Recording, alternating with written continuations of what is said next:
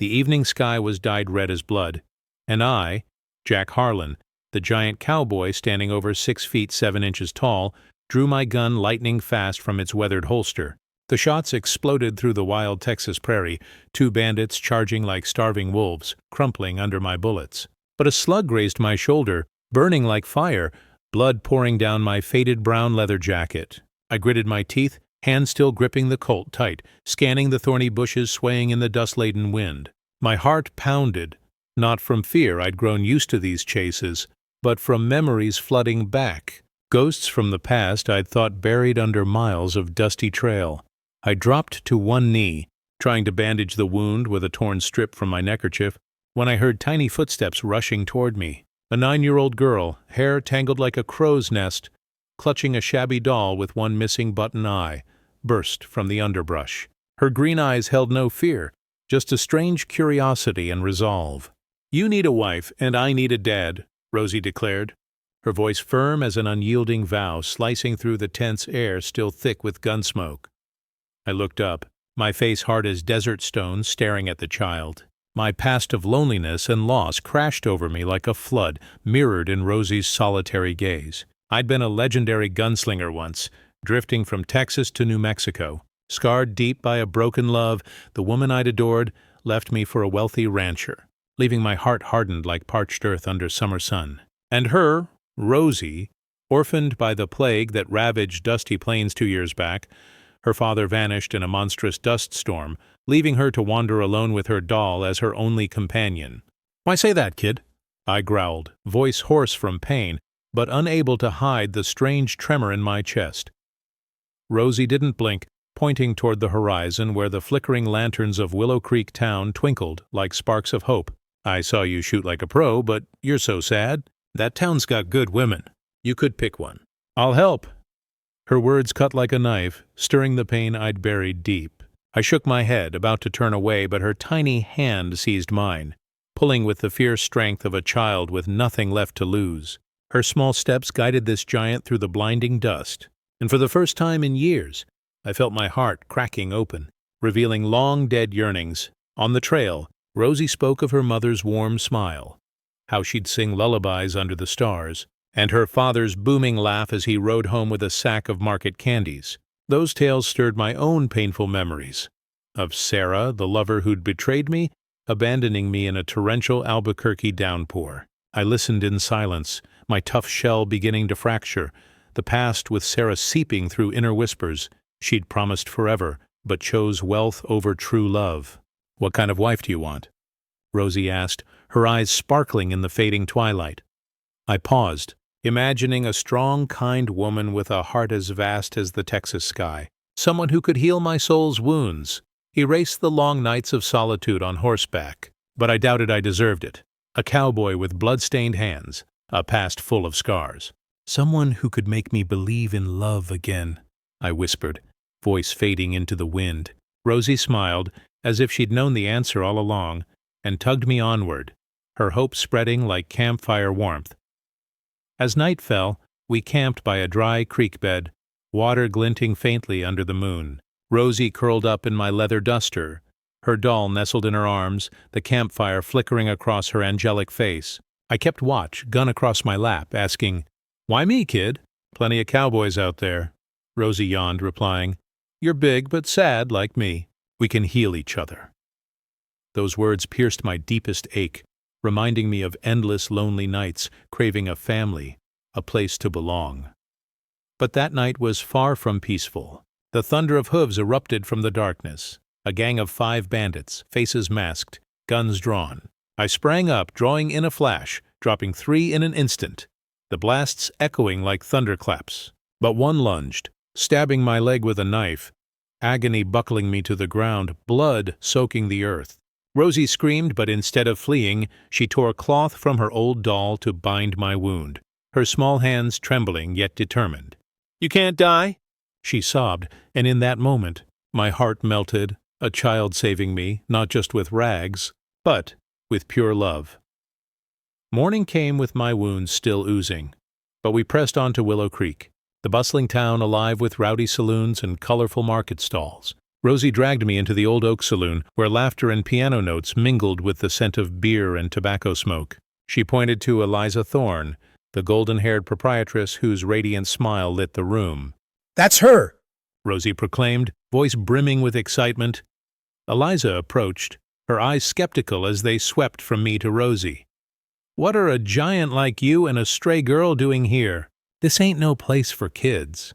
Rosie cut in before I could speak. "He needs a wife. I need a dad." The saloon fell silent, then erupted in thunderous laughter. But Eliza didn't join in. Her blue eyes gleamed with curiosity and a hint of compassion. She'd lost her husband in a shootout 3 years prior, her heart scarred yet open to wanderers like us. Eliza offered us hot cornbread, its aroma making my stomach growl. I sat awkward under her gaze, feeling a spark of attraction, not lightning love, but a slow vibration like a stream seeping into dry soil. Rosie whispered to me, "She's real kind, see?" She urged me to buy wildflowers from the market, their vibrant colors mirroring her hope. I returned to the saloon, hands shaking as I offered them to Eliza. "This for you," I stammered, voice gravelly. She smiled, warm as hearth fire. "You're gentler than you look, cowboy." "Thank you." That instant, my heart raced, memories of Sarah fading, making way for Eliza's image, strong, kind, with a heart vast enough to embrace my pain. The three of us grew close. Eliza taught Rosie to bake, their laughter echoing from the saloon kitchen while I patched the leaky roof, sweat pouring under the Texas sun. Townsfolk began murmuring prejudices about the stranger and the wild child, especially old Sam, the grocer, with his shrill voice. "That fellow looks like a bounty hunter. Keep him from decent girls." But Eliza defended us. "They're good folks. Don't judge hasty. Jack saved lives, and Rosie's just a kid needing love." Her tenacity against the town's small-mindedness only deepened my admiration. I slept on the saloon porch, gazing at the starry night sky, dreaming of a steady life where I could mend my broken heart beside Eliza and Rosie.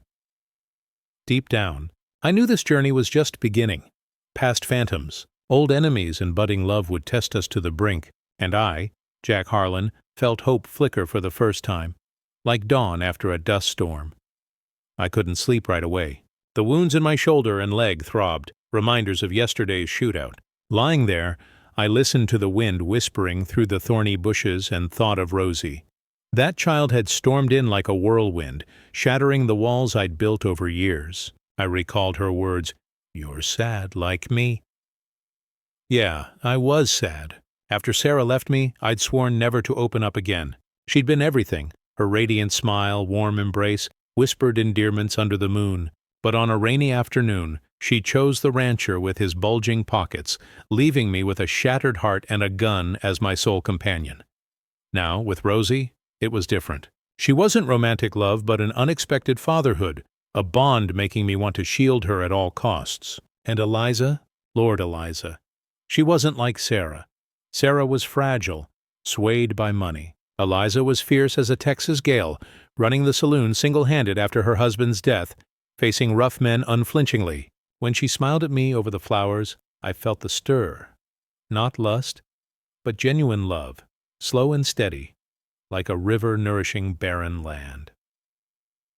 The next morning, I rose early to fix the saloon roof as promised. Old Sam, the grumpy but familiar fixture in Willow Creek, stopped by with a grocery basket. "Hey, big fella, where'd you crawl from? This town's no welcome mat for drifters," he grumbled, eyeing Rosie playing with her doll on the porch. Eliza stepped out, hands on hips. "Mind your business, Sam. Jack's helping with repairs and Rosie's my guest. Enough with the prejudice."